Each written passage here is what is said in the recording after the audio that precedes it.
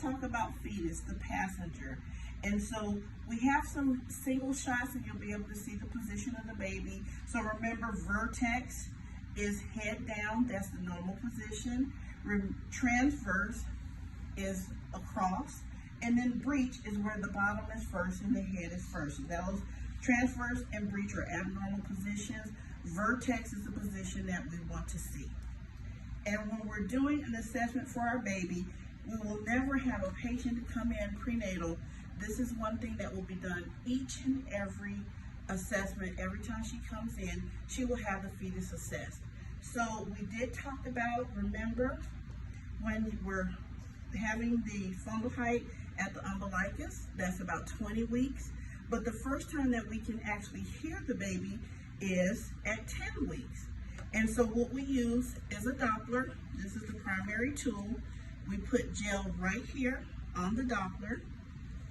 It turns on. And what it's going to do is assess the baby's heart rate. And so I will mimic. And so when we do a Leopold's maneuver, we'll go over that and it'll show where our position of our baby is. So we'll know then, are we looking down here for the baby? Are we looking up here for the heart rate? Maybe it's breech, maybe it's transverse, and we might be looking right in the umbilical area. But generally, if we have a vertex baby, we're gonna be looking down here, and it just depends on how many weeks the mom is. And so this is what you will hear as we assess the baby. And it's really difficult for me to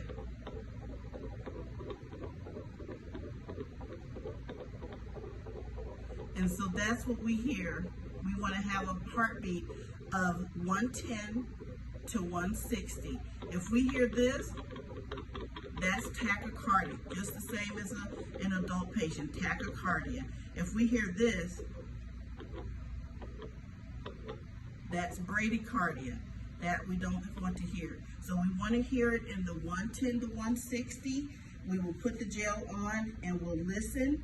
And we want to listen for 1 to 2 full minutes if we're doing a Doppler. Also, we can also assess our baby as they get older with a fetal monitor. And so we've talked briefly about NST, or non-stress test, and this is the machine that we will use. So this is our fetal monitor.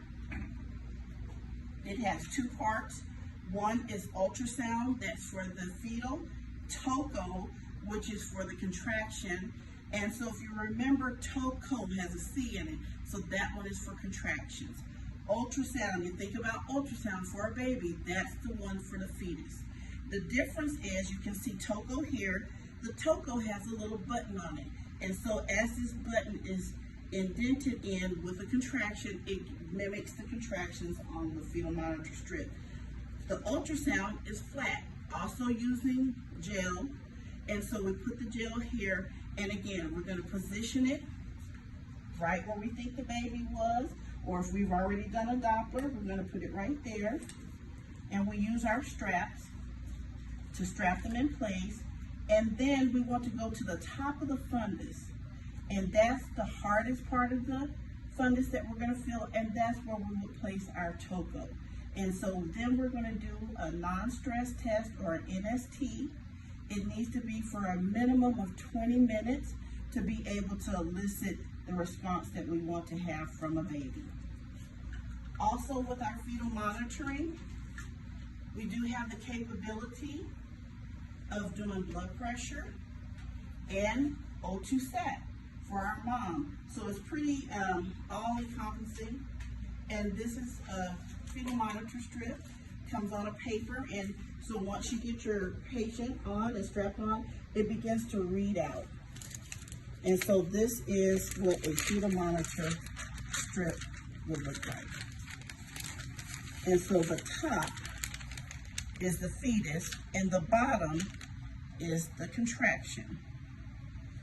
So this mom was not having any contractions, but you do have some that are contracting.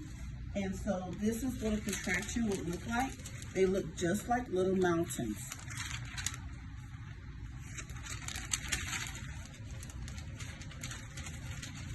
You can see this is really hard to see, but those are actual contractions. And so our fetal monitoring, what we expect to see in a reactive NST, we want to make sure that the baby is moving, basically. And so I'm not sure if you can see this board, but that is for a fetal monitor board. And so it shows the good, the bad, and the ugly, what we expect to see and definitely don't want to see with fetal monitoring. All are obtained by external fetal monitoring. So this is a reactive NST. We see that the baby goes above its baseline and it does it as different little segments.